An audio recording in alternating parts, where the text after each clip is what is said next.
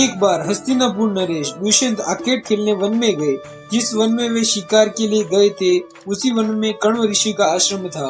कण्व ऋषि के दर्शन करने के लिए महाराज दुष्यंत उनके आश्रम पहुंच गए।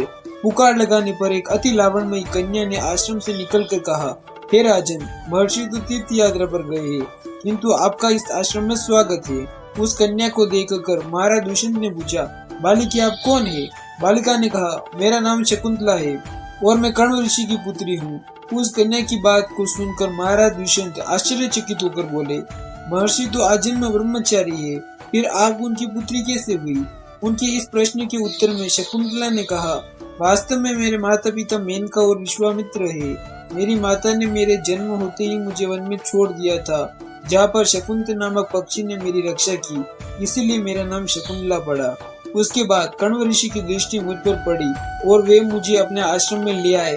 उन्होंने ही मेरा भरण पोषण किया।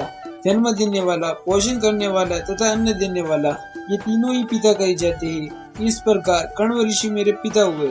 शकुंतला के वचनों को सुनकर महाराज दुष्यंत ने कहा, शकुंतले, तुम क्षत्रिय कन्या हो, यदि तुम्हें किसी प्रकार की आपत्ति न हो तो मैं तुमसे विवाह करना चाहता हूँ। शकुंतला भी महाराज दुष्यंत पर मोहित हो चुकी थी, अतः उसने अपनी स्वीकृति प्रदान कर दी। दोनों ने गंधर्व विवाह कर लिया। कुछ काल महाराज दुष्यंत ने शकुंतला के साथ विहार करते हुए वन में भी व्यतीत किए। फिर एक दिन वे शकुंतला से बोले, प्रियतमे, मुझे अब अपना राज्य कार्य देखने के लिए हस्तिनापुर प्रस्थान करना होगा। महर्षि कर्ण के तीर्थ यात्रा से लौट आने पर मैं तुम्हें यहाँ से विदा कर अपने साथ राजभवन ले जाऊंगा। इतना कहकर महाराज ने शकुंतला को अपने प्रेम के प्रतीक के रूप में अपनी स्वर्ण मुद्रिका दी और हस्तिनापुर चले गए। एक दिन उसके आश्रम में दुर्वासा ऋषि पधारे। महाराज दुष्यंत के वीरों में लीन होने के कारण शकुंतला को उनके आगमन का ज्ञान भी नहीं हुआ और उसने दुर्वासा ऋषि का यथोचित स्वागत सत्कार नहीं किया। दुर्वासा ऋषि ने अपने अपमान समझा और क्रोधित होकर बोले, बालिके, मैं तुझे श्राप देता हूँ कि जिस किसी के ध्यान में लीन होकर तूने मेरा निरादर किया है वह तुझे भूल जाएगा।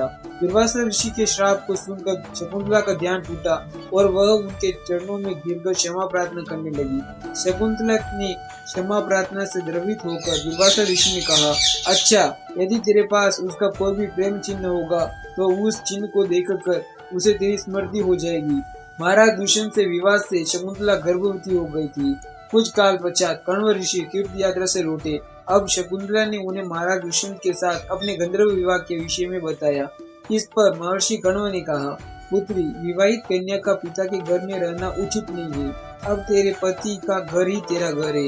इतना कहकर महर्षि ने शकुंतला को अपने शिष्यों के साथ हस्तिनापुर भिजवा दिया। मार्ग में एक सरोवर में आचमन करते हुए महाराज दुष्यंत की दी हुई शकुंतला को अंगूठी, जो कि प्रेम चिन्ह थी, सरोवर में गिर गई। उस अंगूठी को एक मछली निगल गई। महाराज दुष्यंत के पास पहुंचकर कण्व ऋषि के शिष्यों ने शकुंतला को उनके सामने खड़ी करके कहा, महाराज, शकुंतला आपकी पत्नी है, आप इसे स्वीकार करें। महाराज तो दुर्वासा ऋषि के श्राप के कारण शकुंतला को विस्मृत कर चुके थे, अतः उन्होंने शकुंतला को स्वीकार नहीं किया और उस पर उल्टा होने का लांछन लगाने लगे। शकुंतला का अपमान होते ही आकाश में जोरों से बिजली कड़क उठी और सबके सामने उसकी माता मेनका उसे उठा ले गए। इस मछली ने शकुंतला की अंगूठी को निगल लिया था। एक दिन वह एक मछुआरे के जाल में आ फंसी। जब मछुआरे ने उसे काटा तो उसके पेट के से अंगूठी निकली। मछुआरे ने उस अंगूठी को महाराज दुष्यंत के पास भेंट के रूप में भेज दिया। अंगूठी को देखते ही महाराज को शकुंतला का स्मरण हो आया और वे अपनी कीर्ति पर पश्चाताप करने लगे। महाराज ने शकुंतला को बहुत ढूंढवाया, किंतु उसका पता नहीं चला।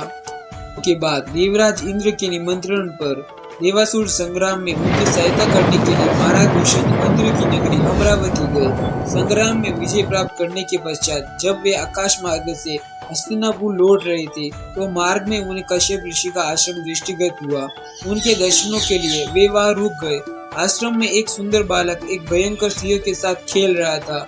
मेनका ने शकुंतला को कश्यप ऋषि के पास लाकर छोड़ा था तथा वह बालक शकुंतला का ही पुत्र था। उस बालक को देखकर महाराज के हृदय में प्रेम की भावना उमड़ पड़ी। वे उसे गोद में उठाने के लिए आगे बढ़े तो शकुंतला की सखी चिल्ला उठी, हे भद्र पुरुष, आप इस बालक को न छुए, अन्यथा उसकी भुजा में बंधा काला डोरा सांप बनकर आपको डस लेगा।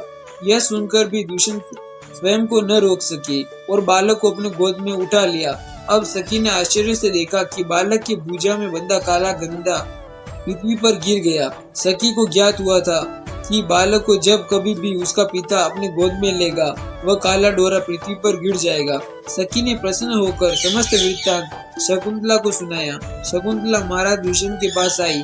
महाराज ने शकुंतला को पहचान लिया। उन्होंने अपनी कीर्ति के लिए शकुंतला से क्षमा प्रार्थना किया और कश्यप ऋषि की आज्ञा लेकर उसे अपने पुत्र सहित अपने साथ हस्तिनापुर ले आए।